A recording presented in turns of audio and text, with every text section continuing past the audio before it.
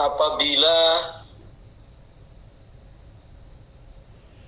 cahaya keyakinan telah terbit pada dirimu, pada hatimu,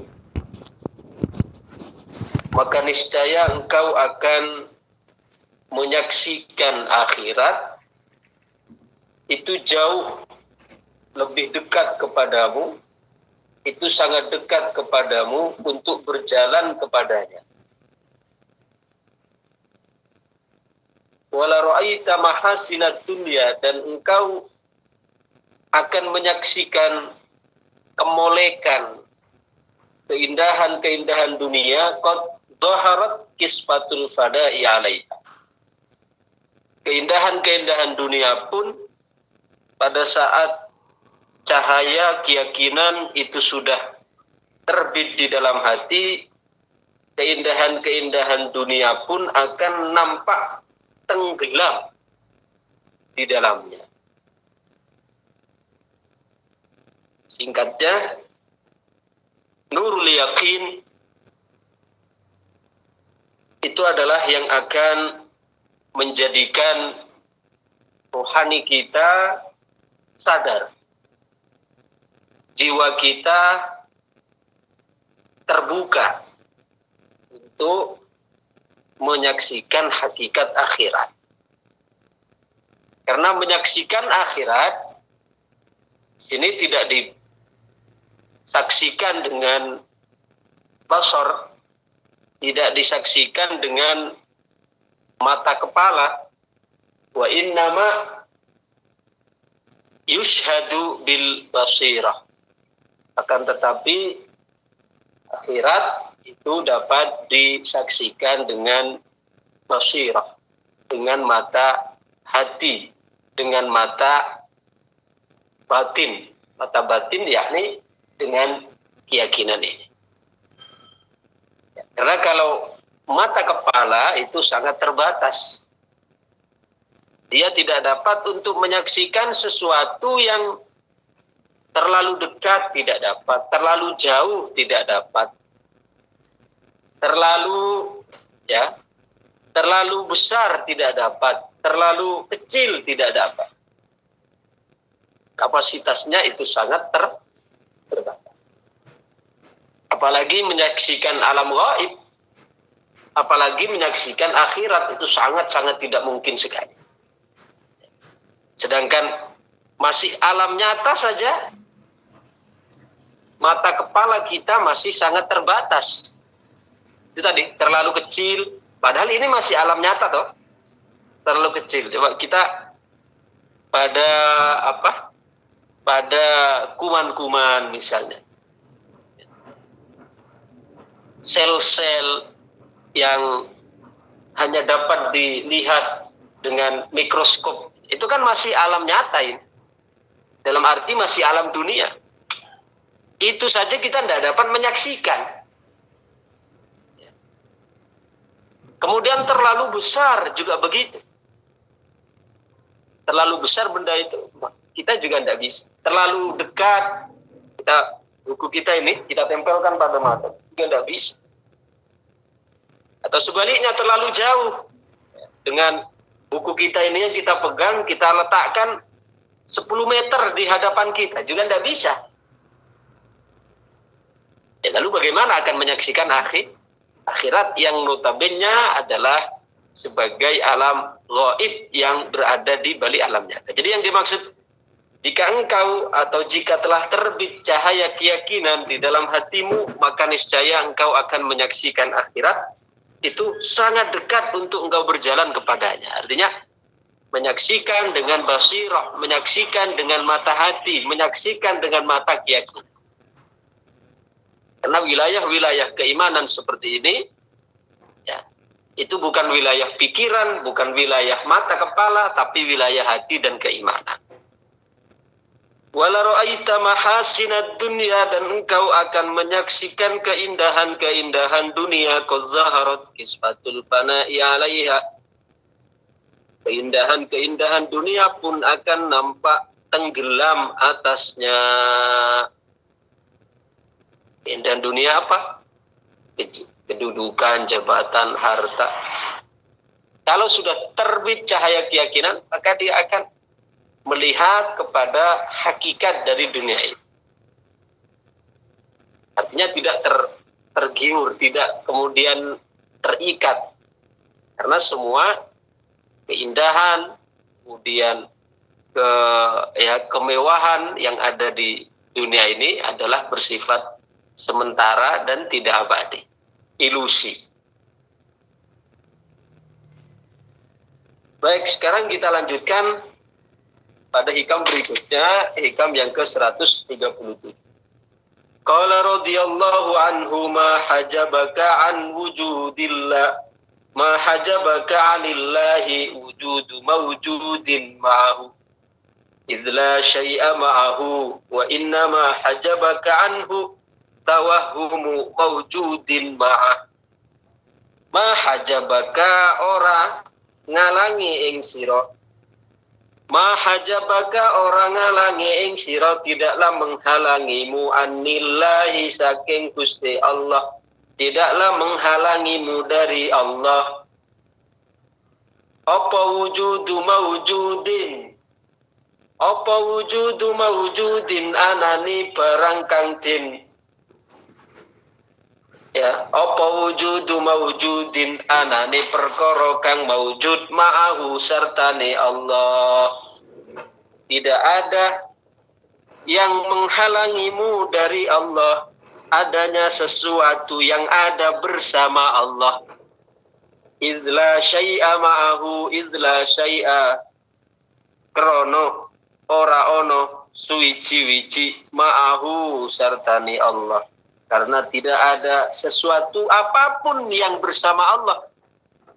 Wa innama, terus kalau begitu apa yang menjadikan kita terhijab, terhalang dari Allah? Wa innama hajabaka, wa innama hajabaka lan angin pestine ngalangi ing sira anhu saking Allah apa tawahumu mawjudin, apa tawahumu mawjudin,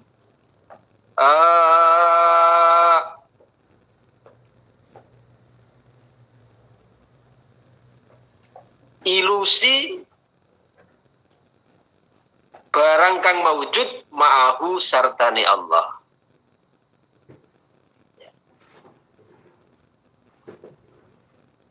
Kita sebenarnya tidak ada yang menghalangi Allah dengan kita. Karena Allah tidak menutup dirinya. Allah tidak menutup, Allah tidak terhalang oleh apapun. Tapi kita yang terhalang oleh diri kita sendiri. Kita yang terhalang oleh diri kita sendiri. Oleh pikiran kita, oleh hawa nafsu kita, oleh kerakusan kita, oleh ketamakan kita, oleh ilusi kita. Sehingga kita tidak bisa kenal dengan Allah. Kalau Allah itu tidak ada yang menghalangi. Ya, tidak ada yang menghalangi. Ibaratnya begini. Ya. Madu itu rasanya manis. Ya, rasanya manis. Akan tetapi orang-orang yang sakit, orang-orang yang tidak dapat merasakan, mencicipi manisnya madu, dia ya akan merasa pahit. Orang sakit misalnya, lidahnya itu pahit, sehingga madu yang manis itu dianggap pahit. Berarti yang masalah itu bukan madunya, karena madunya itu tetap manis. Yang masalah siapa? Yang masalah adalah lidah orang yang mencicipi. Tuh, contoh yang kedua, matahari. Ya, matahari itu tetap ada, walaupun orang-orang yang sakit mata itu mengingkari. Ya, walaupun orang-orang yang sakit mata itu mengingkari. Ada ungkapan mengatakan, Fasyamsu syamsun wa illam tarahad dharir. Matahari tetaplah matahari. Walaupun orang-orang buta, orang-orang yang sakit mata itu mengingkari. Orang-orang yang sakit mata, orang-orang yang buta, dia bisa saja mengingkari, mana tidak ada matahari. Ya bukan mataharinya yang tidak ada, tapi dia nggak melihat. Berarti yang salah itu apanya? Mataharinya yang tidak ada ataukah penglihatannya? Penglihatannya. Ya. Sama juga wal asalu asalun wa illam yatadzawwaq hudzul fammil murir. Begitu juga madu tetaplah madu, yakni manis, walaupun orang-orang yang lidahnya bermasalah itu tidak dapat merasainya. Jadi yang masalah bukan kok madunya, tapi yang masalah itu lidah orang yang mencicipi. Sama di sini. Ketika kita terhalang untuk mengenal Allah, bukan berarti Allah menghalangi dirinya untuk kita kenal dengannya. Tapi kita sendiri yang bermasalah. Bermasalah dengan kita belum tuntas dengan hawa nafsu. Belum tuntas dengan waham, ilusi-ilusi kita, kerakusan kita, ketamakan kita. Maka ma hajabaka 'anillahi wujudu mawjudin ma'ah. Yang kita baca tadi, tidaklah menghalangimu dari Allah untuk mengenal Allah adanya sesuatu yang ada bersama Allah. Ya. Idla syai'a ma'ahu, karena tidak ada apapun yang bersama Allah. Allah itu tidak ada bersama apapun. Yang menghalangi Allah tidak ada. Wa inna ma hajabaka, tapi yang menjadikan engkau terhalang untuk mengenal Allah, yaitu tawahhumu mawjudin ma'ahu, yakni adanya ilusi yang dianggap ada bersama Allah. Seperti apa ini pemahamannya? Coba kita baca syarahnya. Ma hajabaka, tidaklah menghalangimu ayyuhal muridu, wahai para murid. Tidaklah menghalangimu, wahai para murid, al-mahjubu, sesuatu yang menghalangi, anillahi, dari Allah, wujudu mawjudin, adanya sesuatu yang mawjud minal akwanid dunyawiyah wal ukhrawiyah, dari keadaan di dunia maupun di akhirat. Jadi tidak ada dari apapun ini yang menghalangi Allah kepada kita. Artinya Allah selalu welcome sebenarnya. Tidak ada yang menghalangi Allah. Ya. Kan sering kita sampaikan bahwa sampai musibah pun itu cara Allah untuk mengenalkan diri kepada kita. Taat pun cara Allah mengenalkan diri kepada kita. Kemudian maksiat pun sebenarnya cara Allah mengenalkan diri pada kita. Dijatuhkan kita terjatuh pada dosa, harusnya kita kenali Allah di situ, yaitu dengan saya terjatuh pada dosa ini, Allah ingin memperkenalkan dirinya bahwa Dia Maha Pengampun, Maha Pemberi taubat. Lalu segera kembali kepada Allah, segera rujuk kepada Allah. Dalam keadaan nikmat juga cara Allah memperkenalkan diri. Cuma karena kita yang bermasalah, kita tidak dapat mengenal Allah karena masih terhalang oleh ego kita, terhalang oleh rakus kita, terhalang oleh ananiyah kita, terhalang oleh ambisi kita. Itu berarti yang menghalangi kita sendiri sebenarnya, bukan Allah kok yang menghijab dirinya kepada kita, bukan, tapi kita yang terhijab dengan diri kita, dengan pikiran kita, dengan ego kita, dengan nafsu kita, yang menjadikan terhalang dari mengenal Allah Subhanahu wa ta'ala. Kalau Allah tidak pernah menghalangi dirinya, karena tidak ada yang menghalangi Allah. Siapa yang bisa menghalangi Allah? Tidak bisa. Ya. Karena tidak ada mawujud apapun yang bersama Allah, tidak ada. Wa inna ma hajabaka, tapi kenapa kita kok masih terhijab, masih terhalang untuk mengenal Allah kalau memang Allah tidak terhijab? Nah, Kita terhijab itu karena ilusi yang kita anggap ada. Aitawahumu ka'annama siwahu lahu wujudun. Yaitu pikiranmu, ilusi yang sengaja engkau hadirkan bahwa selain Allah itu ada. Ma'annahu fi dzatihi adamun. Padahal sejatinya wahm itu, ilusi itu adalah tidak ada. Wa wujuduhu kawujudi zilali syajar alal ma. Sedangkan keberadaan ilusi itu diibaratkan seperti adanya bayangan pohon di atas air. Saya kemarin waktu habis pengukuhan itu, saya kan pengukuhan di Bekasi itu ya.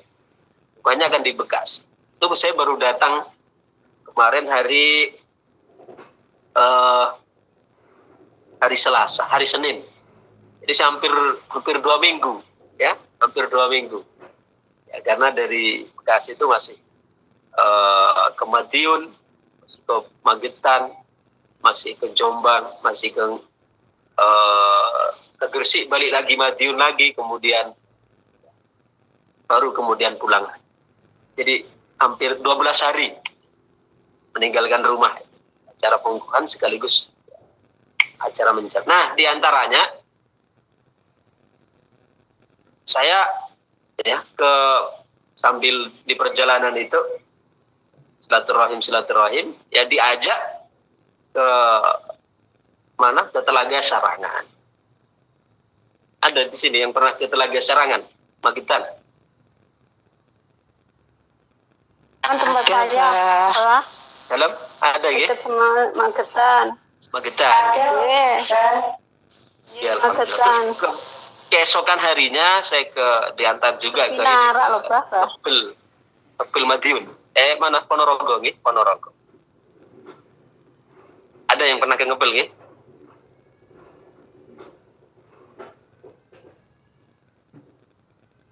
Yang ke Ngebel ada yang. Nah, di sana kita naik. Ya, kalau di Sarangan naik kuda. Ya, naik kuda. Sambil keliling Telaga ya. Kemudian di Ngebel itu kita naik speedboat.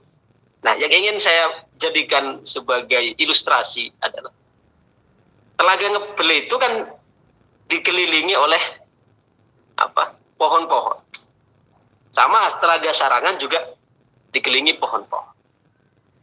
Ketika kita naik kuda, ketika kita naik speedboat, itu kan di jalan tempat kita melintas, baik jalan speedboat atau jalan kuda, itu kan ada bayangan. Bayangan apa? Bayangan pohon. Bayangan pohon di pinggir jalan itu kan. Saya tanya sekarang, bayangan itu kira-kira ada enggak hakikinya?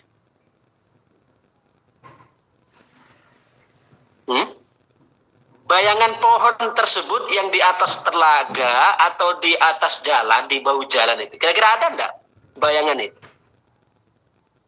Enggak ada. Nah, itu kan hanya seperti ada gitu kan? Seperti ada, tapi hakikatnya kan enggak ada. Paham? Sepertinya ada, tapi hakikatnya enggak ada. Karena sekarang kalau saya naik speedboat di Telaga Sarangan itu, kemudian di situ di air nampak ada bayangan pohon. Kira-kira saya perlu enggak menghentikan perahu itu karena saya anggap tidak bisa melanjutkan perjalanan? Tidak perlu. Tidak perlu. Kenapa? Karena bayangan itu walaupun segede orang dewasa bergandengan tangan 10 orang gedenya pohon itu misalnya, nampak di air, itu tidak akan pengaruh apapun. Tidak akan menjadikan perahunya itu terbalik misalnya. Tidak akan menjadikan perahunya itu lantas terhempas di itu. Tidak. Walaupun pohonnya itu gede. Kenapa? Karena yang ada di air itu bayangan.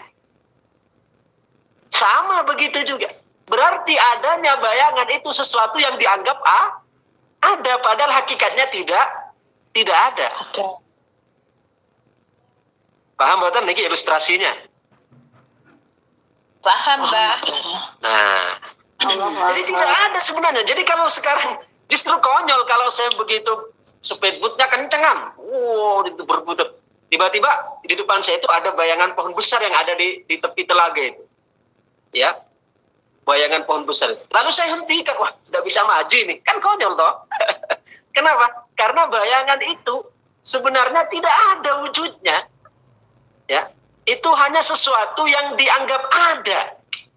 Karena kalau saya meneruskan perjalanan, itu tidak akan memberikan dampak apapun. Dalam arti, perahu saya tidak akan terhempas kok. Karena itu bayangan. Sama begitu juga dalam kehidupan ini. Sesuatu yang menghalangi perjalanan kita, itu sebenarnya tidak ada, cuma kita anggap ada. Karena kita ilustrasikan ada, atau kita sekarang ilusikan ada, ya akhirnya menghambat perjalanan kita. Menghambat perjalanan kita. Padahal hakikatnya tidak ada. Jadi kalau saya misalnya sekarang, atau yang naik kuda sekarang, saya naik kuda ya. Itu kan banyak pohon-pohon besar. Bayangannya itu kan sampai ke jalan kan, pohon yang besar-besar itu. Begitu ada bayangan pohon besar di jalan tersebut, lalu saya berhenti. Kudanya saya hentikan, wah ini udah bisa lewat saya. Itu kan konyol toh. Kenapa? Karena bayangan itu sebenarnya tidak menghalangi apapun. Ya, tidak akan menjadikan kudanya itu jatuh, tidak akan. Kenapa? Karena itu hakikatnya tidak ada. Justru sekarang adanya bayangan yang ada pada jalan, bayangan pohon-pohon itu, jangan menjadikan kita berhenti. Karena walaupun nampak ada segede orang dewasa 10 orang bergandengan tangan, itu bayangannya nyampe di jalan raya, itu tidak akan menghentikan, tidak akan menjadikan kudanya tidak bisa melangkah, gitu. Soalnya bayang. Terus saja, bahkan teruskan perjalanan, harusnya begitu. Oh, alhamdulillah ini banyak pohon banyak pohon di samping-sampingnya, sehingga justru menjadikan perjalanan saya semakin asik. Kenapa? Karena rindang. Begitu. Bukan justru saya hentikan, wah ini ada pohon depannya tidak bisa melangkah. Padahal itu cuma bayangan, hakikatnya tidak ada. Paham boten? Paham. Begitu juga wa wujuduhu ka wujudi dhilali syajar 'alal ma. Ya. Keberadaan wahm yang kita anggap ada ini dalam perjalanan menuju Allah ini, pikiran kita misalnya, itu seperti kawujudi zilali syajari, seperti adanya bayangan pohon alal ma, di atas air. Fa innaha, karena adanya bayangan di atas air, la tamna usairos sufun, karena adanya bayangan pohon pada atas air itu sama sekali tidak akan menghalangi perjalanan perahu. Karena hanya cuma apa? Bayangan, ilusi yang hakikatnya kalau kita pegang gini, ada enggak bendanya itu yang bisa kita tangkap? Tidak. Enggak ada wujudnya. Ya, jadi walaupun segede apapun bayangan pohon yang ada depan perahu, enggak masalah, enggak akan menghancurkan perahu kok. Itu hanya bayangan kok, bisa dan efek apa-apa. Berarti dengan demikian fala hajibalaka anillah, ya begitu juga sebenarnya tidak ada yang menghalangi engkau dengan Allah illa tawahhuma wujudi ma siwahu la ghair. Sebenarnya tidak ada yang menghalangimu kepada Allah melainkan ilusimu sendiri. Wadzalika, nah ini dicontohkan lagi lebih gamblang ini. Wadzalika karajulin bata fi makanin wa aradal buras. Itu ibaratnya seperti orang yang berkemping. Ada orang berkemping ini di tengah hutan, ya. Kemudian dia ingin mengambil kayu. Mungkin karena dia ingin bakar-bakar, ya, ingin bakar ayam, bakar ikan di situ. Maka dia akan mengambil kayu bakar. Setelah mendirikan camping, ingin mengambil kayu. Fasami'a sautar rih min kuwa hunaka fadhannahu zairan. Tiba-tiba dia keluar dari tendanya, ya, ketika sedang camping di dalam hutan itu, ketika akan mengambil kayu, tiba-tiba dia mendengar dari pertemuan kayu-kayu yang terhimpit itu mengeluarkan suara. Yang kayu kalau terhimpit gini kan, yang ranting-ranting pohon itu biasanya ketika bertemu dihembus angin itu kan mengeluarkan suara. Nah, suara yang keluar dari ranting-ranting pohon yang tertiup angin itu mengeluarkan suara seperti suara auman singa, seperti singa yang mengaum gitu. Ya. Famana'ahu dzalika, lalu dia tidak jadi mau ambil kayu. Karena dia sangka itu adalah suara singa. Coba. Sebenarnya yang menjadikan dia terhalang untuk mengambil kayu, ada betul tidak singa itu sebenarnya? Tidak ada. Tidak ada kan? Tidak ada kan? Nah, angin. Ya, tapi suaranya Itu saja. hanya ilusi saja. Ya, itu hanya ilusi saja. Famanahu dzalika. Lalu dia tidak jadi ada singa ini. Ya, ada singa. Falamma asbaha lam yajid hunaka asadan. Ketika pagi sudah terang, dia lihat loh. Di mana singa tidak ada, padahal suaranya masih tetap ada waktu itu di pagi hari. Ya, seperti auman singa itu. Tapi dilihat tidak ada singa di situ. Wa inna marrihu indaghatat fi tilkal quwwah. Tetapi yang terlihat ternyata di situ ada pohon yang terhimpit terkena angin. Nah, dalam keadaan itu dia tidak jadi kan akhirnya untuk bakar-bakar ikan. Berarti yang menghalangi dia sebenarnya betul-betul adanya singa ataukah karena dia mengilustrasikan dia anggap ada singa di situ.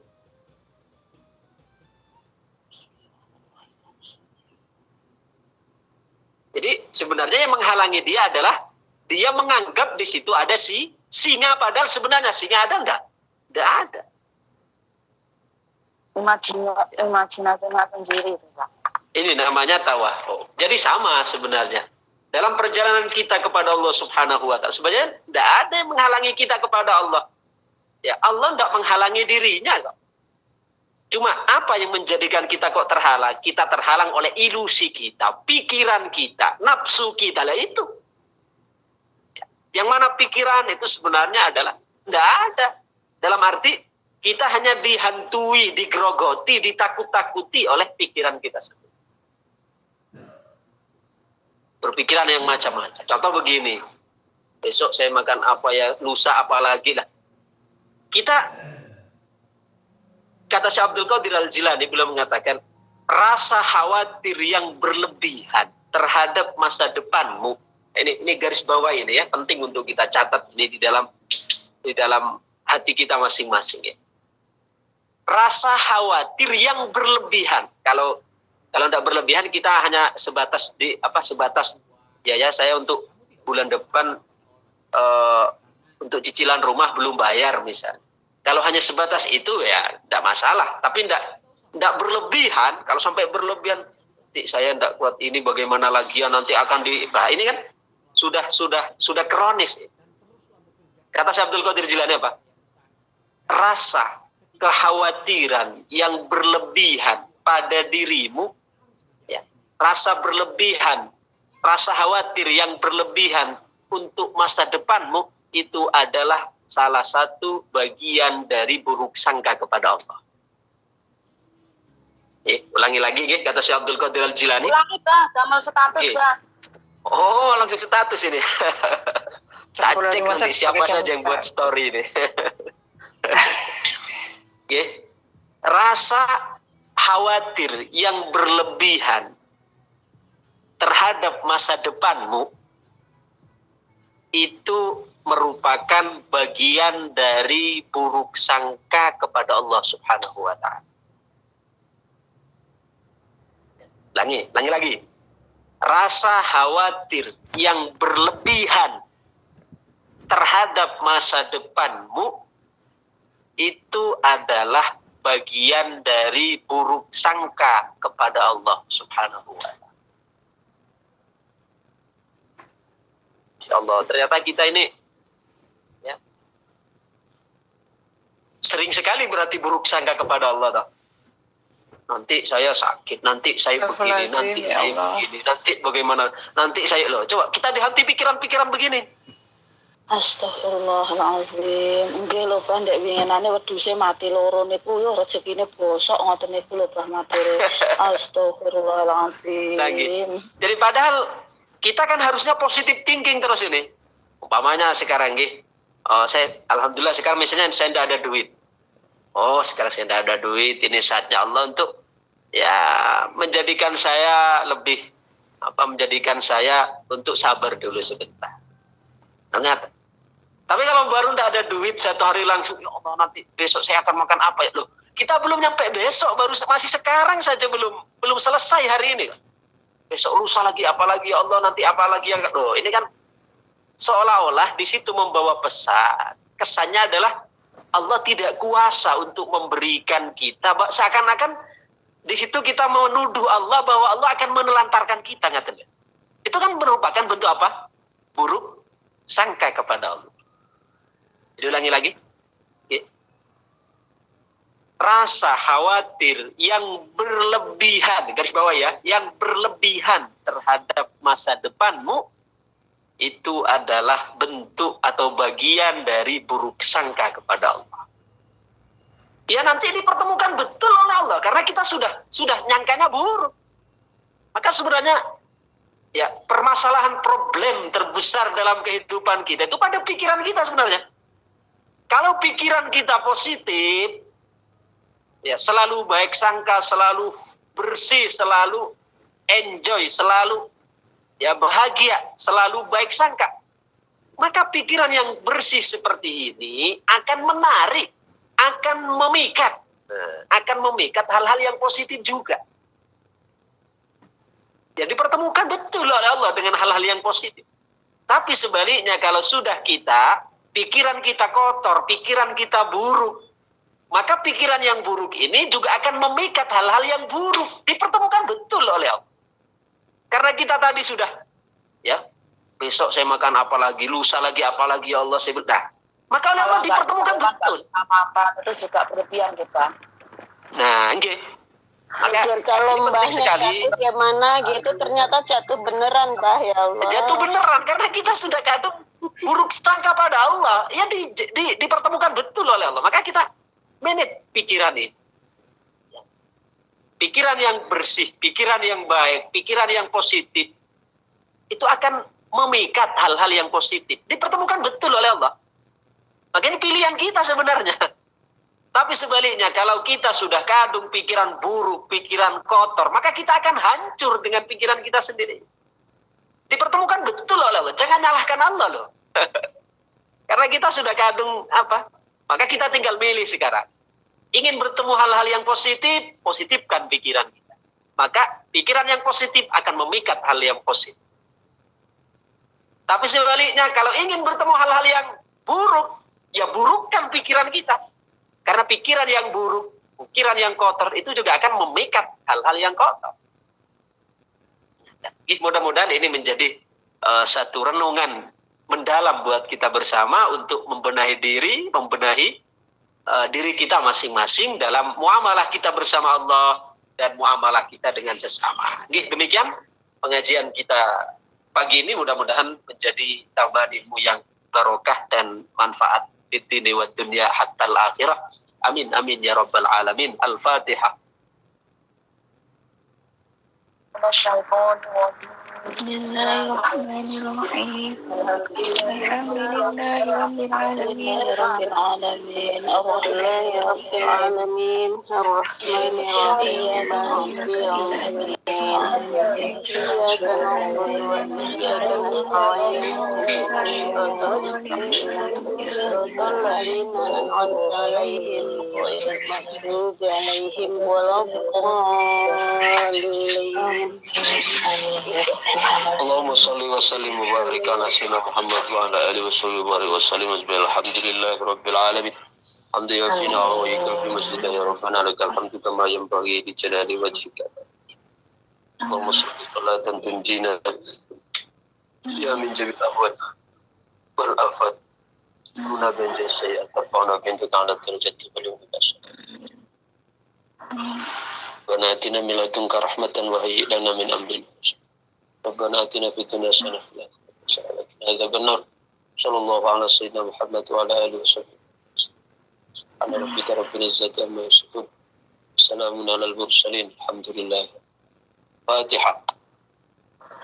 أعوذ بالله من الشيطان الرجيم بسم الله الرحمن الرحيم الحمد لله رب العالمين الرحمن الرحيم مالك يوم الدين إياك نعبد وإياك نستعين اهدنا الصراط المستقيم صراط الذين أنعمت